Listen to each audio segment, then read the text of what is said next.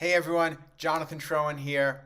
I want to talk to you today about confidence. Someone posted in this Facebook group that I'm in, it was a question. It asked, what's more important, skill or confidence? And my reply was that confidence is a skill. And one person pushed back on that, said confidence is not a skill. And I tried to find out more, but the person disappeared.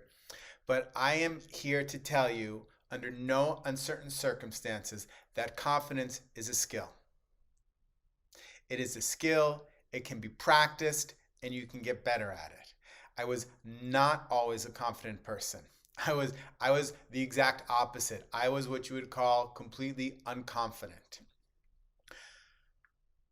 But to I began to just practice. I began practicing doing things that were really uncomfortable doing, that were scary, that part of me just yelled, don't do it, don't do it, don't do it. And for many years I didn't. I got that voice, don't do it, and I wouldn't do it. And then one day I just started doing some of them, not all of them.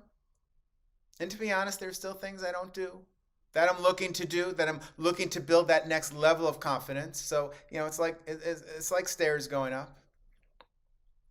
There's no final destination here. But you have to practice confidence. People think people are born confident. And yes, there probably are people that are born a little bit more confident than others, or through whatever upbringing they had as a child, at home and at school, more or less confidence was infused in them. But that's the same as some people were more gifted as piano players. But there are lots of people that learn to play piano really well. Some people were gifted more as basketball players. Right? Out of the gate, they played better. And others just really had to practice. And of course, those that were great had to practice too, right? It's all about the practice. Confidence is a skill that you practice. Now, here's the thing. You also have to be willing to be bad at something. If you're having difficulty writing and you want to be a writer, well, you have to be willing to write some bad stuff.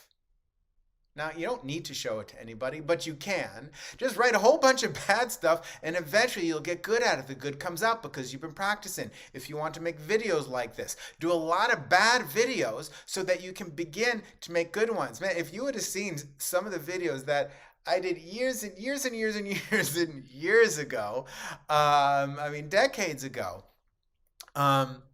yeah, there's some crazy non-confident stuff going on.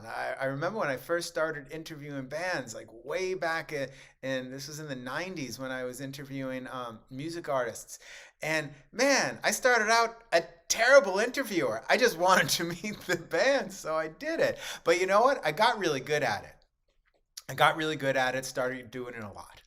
And so I applied that technique to other things I wanted to do. I was willing to be bad, and I practiced being bad so that I could get what I hope is good, and kept practicing. Maybe I got better. Maybe these videos are better. I don't know. That's up to you to decide. But whatever you decide, it's my choice whether I show up here or not. It's my choice whether to do something scary or not. I love the way David Bowie put it once. I always say this. I don't quote people correctly usually. So here's the idea that he spoke about. He spoke about going out into the water and going out just to the edge of that comfort place where your feet are just not really touching the bottom. He said, if you're grounded touching the bottom, if you're safe, you're working in the wrong place. But when you go out there and your feet are just barely touching the bottom, that's when creativity can explode out of you. That's when you're in the excitement zone. That's when you can do something new. So you have to work at that edge. You have to play at that edge. And that's where the confidence builds, because then you do it, you usually feel good about it after you did it. Even if it sucks, you're just happy that you did it. And you have to celebrate. You have to do that, even if it sucks. You have to celebrate. You have to celebrate yourself to help build your confidence, to practice the confidence. A part of that is celebration. Celebrating that you just did something. Now, if you did it well, you can celebrate that you did something and you like the result of it.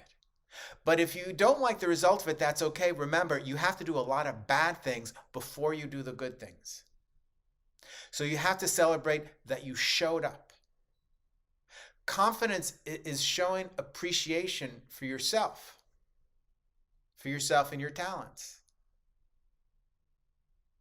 And maybe it's just showing up. Maybe the outcome you wanted wasn't there, but you showed up. And if you beat yourself up that you didn't have the exact outcome you wanted, then you'll get more beating yourself up and you'll show up less. But if you celebrate just that you showed up, Seth Godin talks about this. He talks about shipping. Just ship it. If you celebrate yourself for shipping it, if you celebrate yourself for just showing up, then you build your confidence. And if you practice that, if you practice showing up, if you practice taking action at the edge of your comfort zone, then you can build your confidence. You can get better at confidence because confidence is a skill. All you need to do is practice, and then practice some more, and then practice some more. If this was helpful for you, please join us all in the self-love revolution. Practice kindness to yourself. Confidence is a part of that. Join us at the self-love revolution at selfloverevolution.com. If you have any questions, feel free, leave a message below. My email's out there. You can find me, email me, and I would love to hear from you. Thank you so much. Until next time, be well. I love you. Please love yourself.